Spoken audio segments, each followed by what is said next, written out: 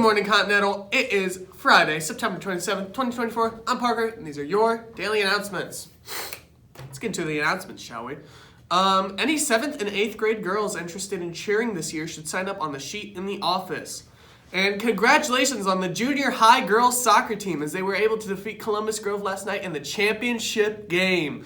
They came back from a 2-0 deficit and won the final score 3-2. Birthdays, there are no birthdays. After 3, there is nothing. Those are all your announcements. Have a great day, Pirates!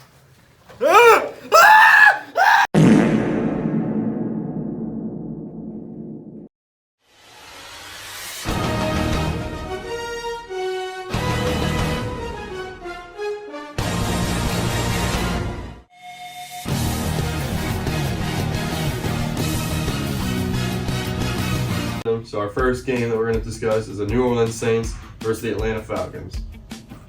I think that the Saints are going to win because they've been kind of on a generational run right now. They've been scoring a lot of points. Last week wasn't very good, but I think they're going to pull through and beat the Falcons.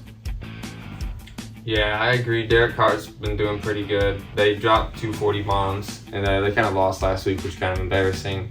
But I think they can bring it back together and win this game. The Saints are 2-1, and they lost to the Eagles last week, and the Eagles are pretty good. So I'll give them the benefit of the doubt, and I think they're going to win this week because Derek Carr's been playing pretty decently this year. So. All right, on to our next one. We have the Los Angeles Rams and the Chicago Bears. We got a veteran QB versus a rookie QB. As far as what I've seen from Caleb Williams, he hasn't done anything too exceptional, but he hasn't been overly terrible either. I think he'll be a good quarterback in the future. I think he's just gonna take time. I think he's gonna be like a Baker Mayfield. He's gonna kind of bounce around on different teams until he finds like a good fit, and then I think he'll be decent. You're still going. But as far as this matchup goes, I think Matthew Stafford doesn't have as many receiving targets now since Puka and Cooper Kupp are both hurt. But I think overall the Rams are still a better team, so I think I'll take the Rams. Yeah, I think the Rams are going to win. I think that Chicago's defense is going to put in more work than their offense has, which I've kind of been seeing. I think Matt Stafford doesn't have any targets. He's not going to do very good, but probably going to be a pretty close game, but yeah. I think the Rams are going to beat the Bears. I think the Rams will. Matthew Stafford has a lot. Even though he may not have the weapons to beat them, he'll still find a way. He'll just find the right passes and place the ball very good. And I think that'll be enough to beat the Bears. So yeah.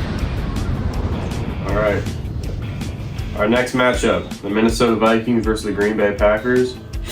So this one's kind of interesting. Yeah, Malik Willis has been pretty decent for Green Bay from what I've seen. Did they win last week? 3-1 or 2-1? 2-1? Yeah. Well, they're 2-1 right now with the backup quarterback that's been performing pretty decently. But then the Vikings are 3-0 now, and they've been doing pretty good. I mean, they beat the Niners and stuff, so this one's kind of split for me. I think Sam Darnold has better targets and better weapons, but I think Green Bay might be a better overall team. But I think I'm still going to take the Minnesota Vikings. I'm also going to take the Vikings. Green Bay is a pretty good team, probably top 10, but without their star quarterback, I feel like they're just going to consistently be not near as good as they were. And now they're playing an undefeated team. I feel like that's just going to be a lot of pressure on them, and they're just not going to be able to perform. I think that the Vikings will win. They have a lot of good receivers, and their running back group is pretty decent. And I think that Malik Willis being the backup, even though he's done well, I think this week he'll have a pretty bad game. And I think that the Vikings will capitalize on it, and I think that they'll get an easy win this week.